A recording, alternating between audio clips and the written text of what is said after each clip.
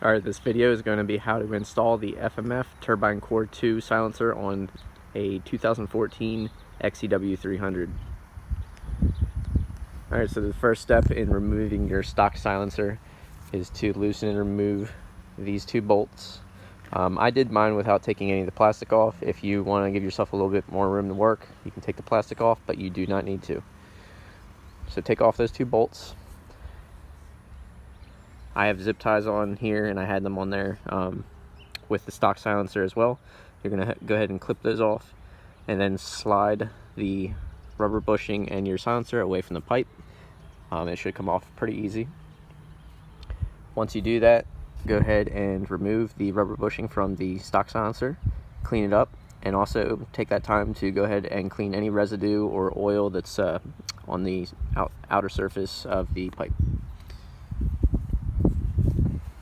I had some Mother's aluminum polish lying around, so I went ahead and added a coat to my silencer. Just clean it up. It gives it a little bit better appearance, and I'm hoping that it's going to try and work with me in keeping the silencer clean and protected.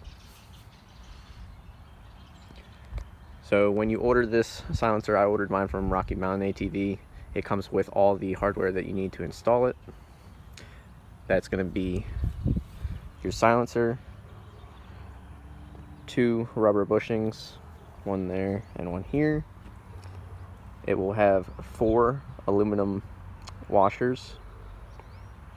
There's 2 that are identical. They're going to go on the outside of the bike. That's these 2 here. Then there's one that is larger and tapered. That's going to go on the rear hanger on the inside of the bike. Then there is a smaller aluminum bushing that's going to go on the inside of the bike for the front hanger. Tip when you're installing the rubber bushings is go ahead and just lube them up with something. You can use WD-40 or some tire shine. It just helps them slide into place. Don't get frustrated. Go ahead and pinch the rubber washer when you're installing it, and then use constant pressure and try and twist it. It should pop through. Once you have all the rubber bushings installed and your aluminum washers popped into place, you're going to reinstall the original rubber bushing that goes from the silencer to your pipe. Go ahead and put that on the silencer first.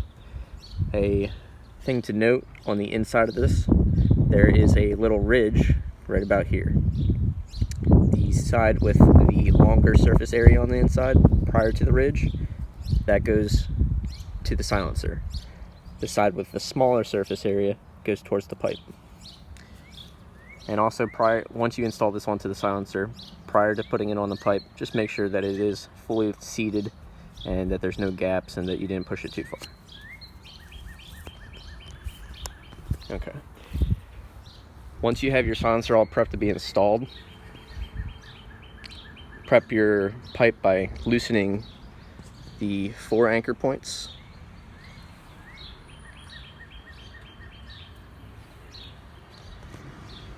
And your springs.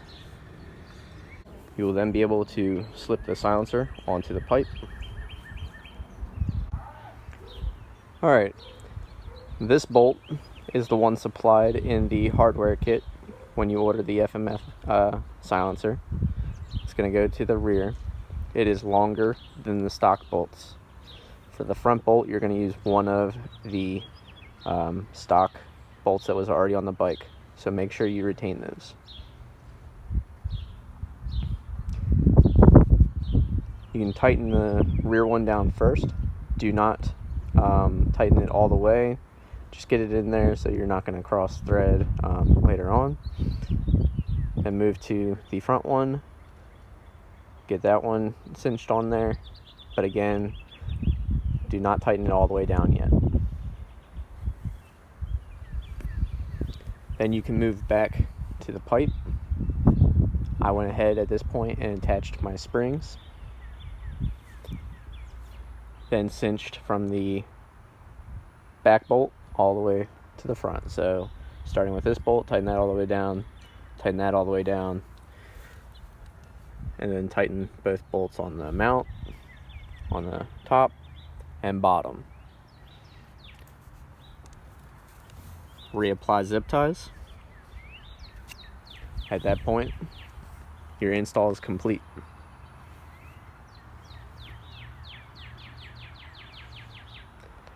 Another thing to note, the FMF Turbinecore 2 is approximately 3.5 inches shorter than your stock silencer. So the stock silencer probably came to right about here, if memory serves me correct.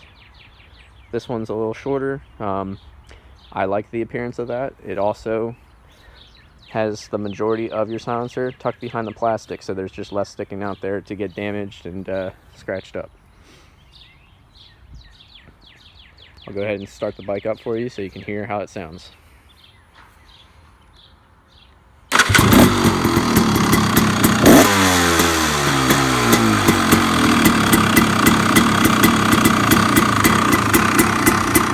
the bike's a little cold, but you get the general idea.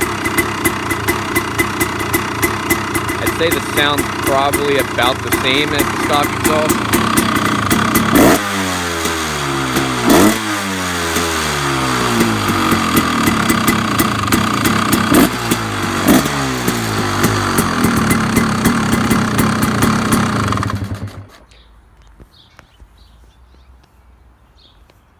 One thing I did notice is the tone of the exhaust is a little different, and the best achievement out of all this is the main reason I bought this silencer. It has a spark arrestor, so it'll get you out on those trails.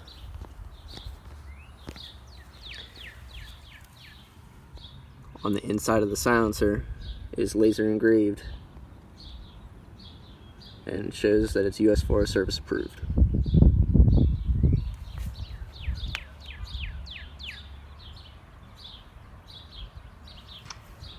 Alright guys, that's it. If you enjoyed the video, go ahead and give it a like, leave me comments, and I'll try and reply back to you.